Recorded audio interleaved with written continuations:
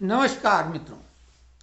कल INDIA के लिए पहली बार थोड़ा मुस्कुराने का समय आ गया, लेकिन ये मुस्कुराहट उनके लिए बहुत दूरगामी नुकसानदायक परिणाम लेके आएगी।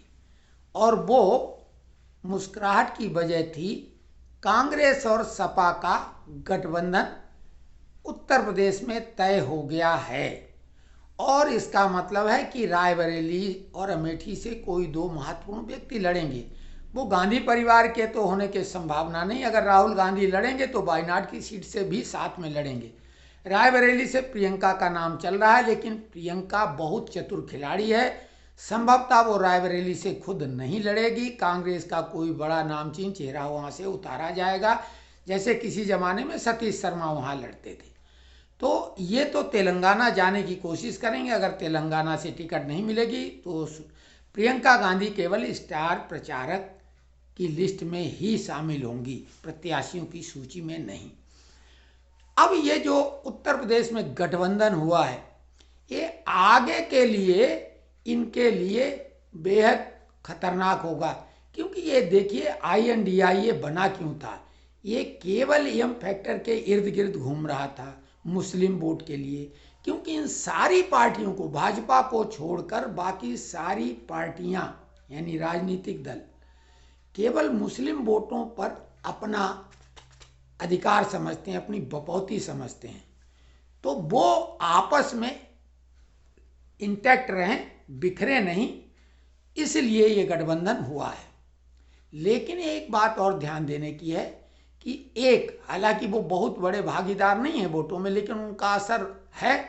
मीडिया उनको सबसे बड़ा मुस्लिम नेता बना चुकी है और भाजपा भी उसमें ढील देती है, नहीं तो वो अब तक द एंड पे पहुंच गए होते। और वो है मिस्टर ओवैसी, हैं तो हैदराबाद के, लेकिन पूरे इंडिया के ठेकेदार मुस्लिम वोटों के वो एकमात्र बने हैं। ये पार्टियां उनको ज़्यादा भाव नहीं देती, क्योंकि ओवैसी अगर पैर पसारेंगे तो अपनी चादर से बहुत लंबे, और फिर इनकी चादरें लेते जाएंगे। तो ओवैसी फैक्टर भी यूपी में काम करेगा। एक पार्टी वहाँ और है उत्तर प्रदेश में, पीस पार्टी, जो कि मुस्लिम वोटों के लिए ही बनी थी। हालांकि इन दोनों में तो गठबंधन हो ही जाएगा, लेकिन स्वामी प्रसाद मौर्य जो सनातन विरोध में अपना नाम ऊपर मुस्लिम वोटों की भूख के लिए कर चुके थे, सपा के लिए काम कर रहे थे, लेकिन सपा ने उनको दूध की मक्खी की तरह तब निकाल दिया जब राम लहर इतनी व्यापक हो गई और इनके आंखें चौधिया गई सूर्यवंशी राम जी के तेज प्रताप से।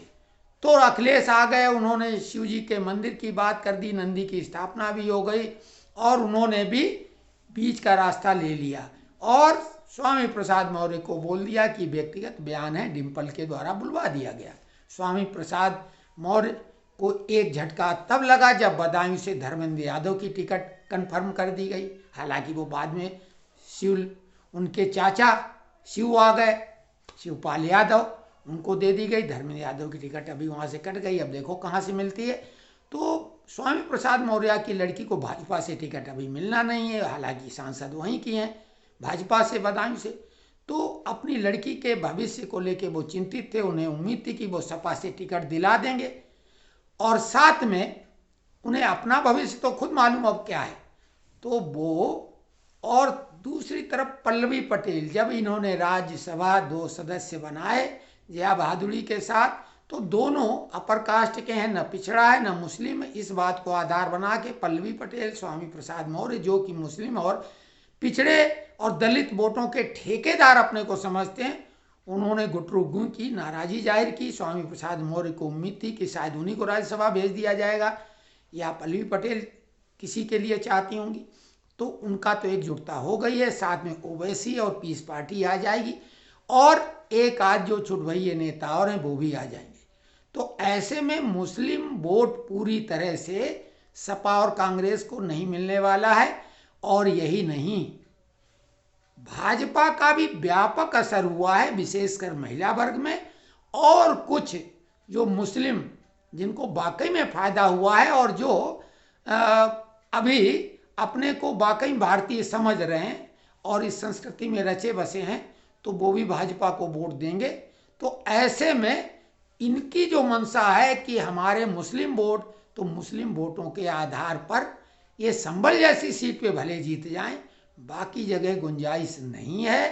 तो अभी बीएसपी भी है, बीएसपी का हालांकि थोड़ा सा इस समय एक डाउनफॉल चल रहा है, लेकिन फिर भी वो मुस्लिम कैंडिडेट जहाँ पे खड़ी करेंगे तो कोई मजबूत कैंडिडेट होगा। तो ऐसे में मुस्लिम वोटों का बंटवारा तय है।